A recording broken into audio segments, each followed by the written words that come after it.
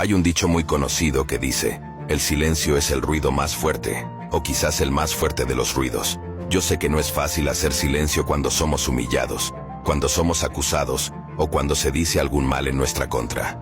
Y más cuando sabemos que aquello que se está diciendo no es cierto, sino que se está haciendo una injusticia. Pero en contra de Cristo hicieron injusticia. Así éste nunca abrió su boca. Porque vuelvo y digo que el silencio es el más fuerte de los ruidos. Porque cuando no abres la boca para defenderte, sino que vas al secreto y allí le entregas a Dios las ofensas, las humillaciones y las injusticias que se hicieron en tu contra, será Dios que te defenderá en público. Porque el ruido de tu defensa no permitirá que el cielo intervenga a tu favor. Pero el silencio que haces en la tierra será el ruido que se escuchará en el cielo para que el cielo venga a tu defensa.